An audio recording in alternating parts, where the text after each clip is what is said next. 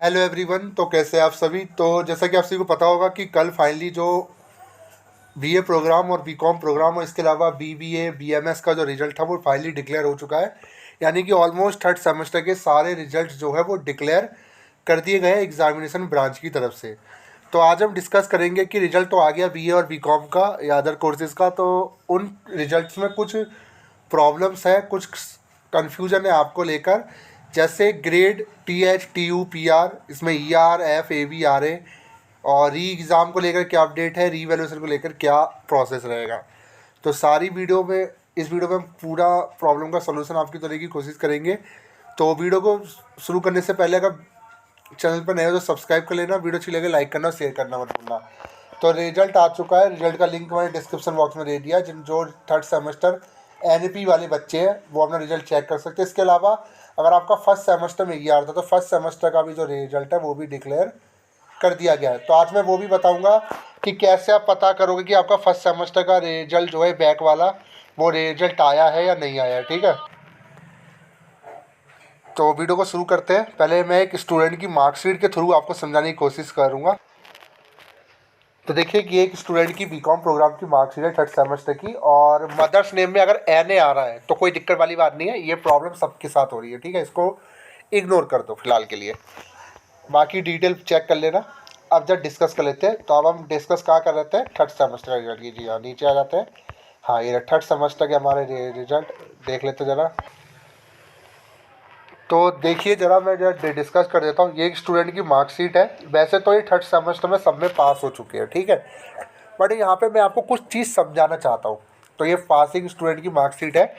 अब देखिए, हम अगर मान लीजिए कोई भी ऐसा स्टूडेंट जिसका ER आ रखा है, अब आप देख लीजिए, आप नीचे जाओगे तो यहाँ पे ER शो कर रहा है थर्ड सेमेस्टर में। जैसे थर्ड में तो नहीं है, थर्ड में तो ब्लैंक है, यहाँ तो कोई ER नहीं, इनका पास है। अब देखिए सेकंड सेमेस्टर की बात कर लेते हैं। ठीक है, मैं एक आपको हिंट दे रहा हूँ। इनका ER आ रखा है 2051 में। तो 2051 देख लेते हैं कौन सा सब्जेक्ट है इनका। 2051, एक मिनट, इनका कोई सब्जेक्ट है। हाँ, ये रहा, मिल गया। तो ये F आ रखा है इनका, मतलब कि ये पेपर में उनके फेल हो चुके हैं। ठीक है, अब सबसे बड़ा कन्फ्यूज़न आता है कि सर ये हम कैसे पता लगाएं कि सर हमारे प्रॉब्लम है क्या। मतलब कुछ चीज़ें मैं क्लियर कर देता हूँ आप सभी को।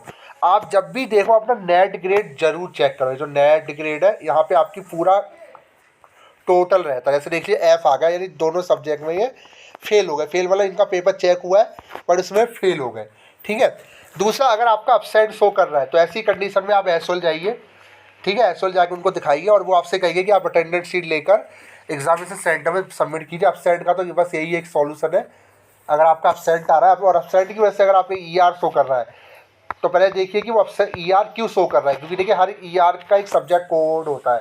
ठीक है, उस सब्जेक्ट कोड के सामने देखिए कि वो ER जो शो कर रहा है अपसेंट की वजह से कर रहा है, F की वजह से कर रहा है, या RA की वजह से कर रहा है। अगर अपसेंट की वजह से कर रहा है, ऐसी कंडीशन में अपसेंट का आपको अटेंडेंस शीट जहाँ पे आपने एग्ज़ाम दिया था जिस सेंटर में, वहाँ जाकर आपको अटेंडेंस शीट लानी है और सबमिट करना है। आपका ये प्रॉब्लम 15 से 20 दिन के अंदर अपडेट हो जाएगी।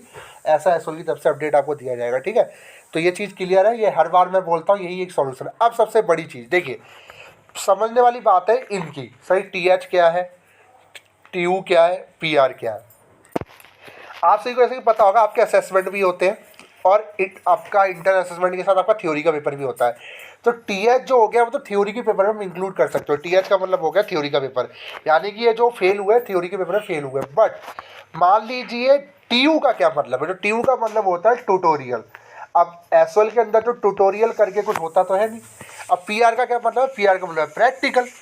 ठीक है, ये है ट्यूटोरियल और है ये है प्रैक्टिकल। अब आप देखिए प्रैक्टिकल होता नहीं है एसओएल में, तब भी इनको प्रैक्टिकल में सीडी दे रखा है और ट्यूटोरियल में इनको कोई नंबर नहीं है, और मतलब कि TH में इनके नंबर है, थ्योरी का इन्होंने पेपर दिया है। तो मतलब कुल मिलाकर बात यह है कि अभी तक ये क्लियर नहीं हो पाया है कि जो ट्यूटोरियल और PR में जो नंबर इन्होंने दिए जाते ग्रेड, ये इंटरनल असेसमेंट के नंबर प्लस थ्योरी के नंबर को मिला के ये ट्यूटोरियल और TU को फिल करते हैं। क्योंकि देखिए, अगर दिल्ली विश्वविद्यालय इसको मार्कशीट जब भी बनाती है ना, तो वो उसी हिसाब से बनाती है ताकि आपको प्रॉब्लम ना हो। क्योंकि एसओएल के अंदर ना तो ट्यूटोरियल होता है ना ही PR यानी प्रैक्टिकल होता है। इंटरनल असेसमेंट होता है, थ्योरी का एग्जाम होता है।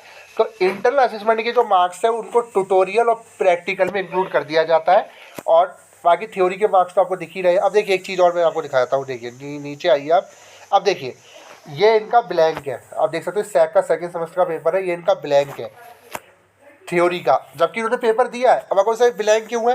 अब इन्होंने, अब एसओएल ने क्या किया, वो जो थ्योरी का जो पेपर है उसको प्रैक्टिकल में इन्होंने इंक्लूड कर दिया। आप देख लीजिए, मैं दिखा देता हूँ आपको। मैं आपको एक हिंट दिखाता हूँ, देखिए प्रैक्टिकल है यहाँ C ग्रेड दे दिया, जबकि थ्योरी में कोई भी इन्होंने नंबर नहीं दे रखे, यानी इन्होंने थ्योरी के जो नंबर है उन्होंने प्रैक्टिकल में इंक्लूड कर दिया। यानी ये जो कैलकुलेशन है ये तो दिल्ली विश्वविद्यालय का करता है, इसमें कोई दो राय नहीं है। अब सबसे बड़ी बात, आपको क्या फोकस करना है? आपको फोकस करना है ये चीज़, ये यहाँ देखिए कि यहाँ क्या शो कर रहा है। अगर यहाँ पे एफ है तो इसका मतलब, अगर एफ आ गया है इसका मतलब ये कि इसका आपको री एग्ज़ाम देना ही पड़ेगा।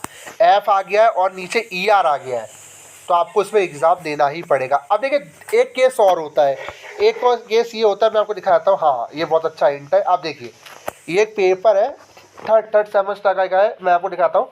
फाइनेंशियल मैनेजमेंट 24/12/09/2302 ये पेपर कोड है, जबकि ये पास है A+ इनको आ रखा है, ठीक है। और ये देखिए इनका TH में ये F इनको दे रखा है, आपके सामने मैं दिखा रहा हूँ। देखिए TH में इनको F दे रखा है, देखिए आपके सामने दिखा रहा हूँ, देखिए F है ना।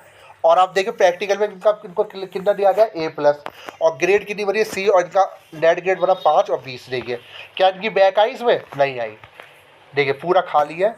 मतलब ये इंटरनल असेसमेंट में इनको फेल किया गया है, बट उसके बावजूद भी ये पास हो गए। तो कुल मिला के मेरा यही आपसे कहना है कि आप हमेशा नेट ग्रेड पे फोकस करिए कि यहाँ क्या शो कर रहा है। अब देखिए ये ऐप आ रहा है, ये गंदा लग रहा है देखने में, अब ये हटेगा कैसे?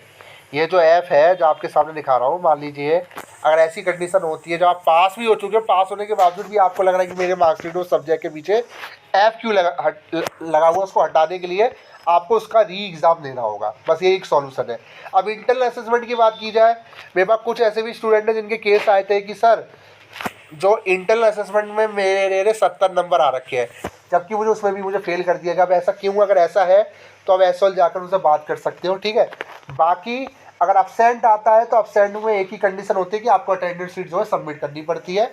अब यहाँ पे ये कंफर्म नहीं हो पाता कि ये जो आपको फेल किया गया है ये इंटरनल असेसमेंट की वजह से किया गया है, थ्योरी की वजह से किया गया है। अगर दोनों की वजह से किया गया है, ये किसी एक की वजह से भी फेल किया गया है, उस कंडीशन में अगर आपका नीचे ER आ जाता है, इतना याद रखना, अगर नीचे ER आ गया सब्जेक्ट के आगे तो उसका पेपर आपको री एग्ज़ाम देना ही पड़ेगा। या तो री एग्ज़ाम दे दीजिए या रीवैल्यूएशन करवा लीजिए। अब सबसे बड़ी बात, इसका री एग्ज़ाम कब होगा? तो जितने भी ऐसे स्टूडेंट भी थर्ड सेमेस्टर में बैक आ गई है उनका जो री एग्ज़ाम है वो दिसंबर में होगा, जिसके लिए आपको पेमेंट करना होगा। वो ऑटोमेटिक जब आप पेमेंट करोगे ना, जब आप 5th सेमेस्टर का फॉर्म भरोगे, ये जो ऐप का होगा जब आप फेल होगे वो ऑटोमेटिकली आपका दिखना ऐड हो जाएगा, ठीक है। इस चीज़ को आप नोट कर लेना, ठीक है। तो ये जो TH है, ये जो TU है यानी ट्यूटोरियल, और जो प्रैक्टिकल है PR, इन तीनों का एक ही चीज़ कहूँगा, इनकी कैलकुलेशन दिल्ली विश्वविद्यालय करता है। आप एग्ज़ाम देकर आइए और नेट ग्रेड में फोकस कीजिए कि मार्क कैसे होकर रहा है। अगर A भी आ रहा है तो ऐसी कंडीशन में आप अटेंडेंस शीट सबमिट कीजिए, यही सॉल्यूशन अगर एग्ज़ाम दे रखा है। और दूसरा, अगर F आ गया तो री एग्ज़ाम होगा। और ये भी देख लेना कि देखिए जैसा कि मैं आपके सामने दिखाता हूँ, यहाँ देखिए यहाँ तो F है बट इनका A+ मिला हुआ है, उसके बावजूद भी नीचे इनका ER नहीं है। अगर आपका इसमें भी F आ जाता है देखिए, और बट आपका कोई भी नेट ग्रेड में आपकी ग्रेड आ जाती है बट आपका 0 शो नहीं कर रहा है, F शो नहीं कर रहा है, और नीचे ER नहीं है, जैसे ब्लैंक है इनका, तो पास है थर्ड सेमेस्टर में, क्योंकि इनकी सेकंड सेमेस्टर की ER अब इनका 4th सेमेस्टर के साथ होगा, ठीक है।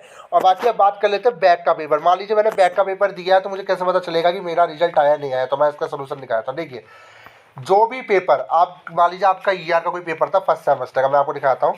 जैसे ये स्टूडेंट ने फर्स्ट सेमेस्टर का, इनका ER था reading Indian fiction and English, इन्होंने इसका पेपर दिया और इसमें पास हो गया। आपको ऐसा कैसे पता चला कि रिजल्ट आया नहीं आया? आप देख सकते हो स्टार का खेल, देखिए यहाँ स्टार लगे, वो स्टार का मतलब ये होता है कि इनका रिजल्ट पहले ही डिक्लेयर हो चुका है। अगर आप उसी को पेपर को दोबारा देते हो, अगर उसका रिजल्ट आया होगा तो उसकी उस पेपर के पीछे स्टार नहीं लगा होगा। देख सकते हो यहाँ पे कोई स्टार नहीं है, यानी कि इसका रिजल्ट आया है। इसी हिसाब से देखिए थर्ड सेमेस्टर के किसी में भी स्टार नहीं लगा हुआ, यानी इनका जो रिजल्ट है हाल फिलहाल में निकाला गया है। और जो रिजल्ट 1 साल पहले निकाले जाते हैं उनमें उनके पीछे स्टार लगाए जाते हैं, जो इम्प्रूवमेंट में नहीं आते हैं, ठीक है। अगर आप देख मान लीजिए अगर ये स्टूडेंट इस पेपर को देते और इसका रिजल्ट आता तो इसके पीछे स्टार नहीं होता। तो सिंपल सा कहानी है, अगर आपको पहचानना है तो स्टार हट जाएगा, अगर आपका उसका रिजल्ट आया होगा, नहीं आया होगा तो वो स्टार लगा रहेगा, यानी वो पुरानी ग्रेडिंग को शो कर रहा है, पुराने रिजल्ट को शो कर रहा है, नए रिजल्ट में स्टार हट जाता है। अब जब नया रिजल्ट आप निकालोगे तो जो पेपर में पास हो चुके हैं यहाँ सब में स्टार शो हो जाएगा, अगर आप इनमें से कोई भी पेपर एग्जाम नहीं देते हो, ठीक है। और बाकी एक कंडीशन में बार बार कह रहा हूँ, अगर आपको ऐसे कहीं ऐप आ गया है बट आप पास हो चुके हो तो इसको हटाने के लिए आपको एग्ज़ाम ही देना पड़ेगा, अगर आप दे सकते हो तो। बाकी इंटरनल असेसमेंट अगर होता है तो वो आपको पोर्टल में शो कर जाएगा, अगर देने का मौका अगर आपको मिलता है, अगर सही में इंटरनल असेसमेंट में अगर आप फेल हो तो। क्योंकि आप क्लियर नहीं हो पा रहा कि प्रैक्टिकल को दिल्ली विश्वविद्यालय कैसे इंक्लूड कर रहा है, थ्योरी के नंबर को कहाँ पे इंक्लूड कर रहा है, थ्योरी के नंबर प्रैक्टिकल में इंक्लूड करके रिजल्ट निकाला जाता है। अब मान लीजिए किसी ने प्रैक्टिकल ही दिया तो तब भी वो पास हो जा रहा है, क्योंकि उसके थ्योरी के नंबर पूरे के पूरे लगा दिए गए हैं।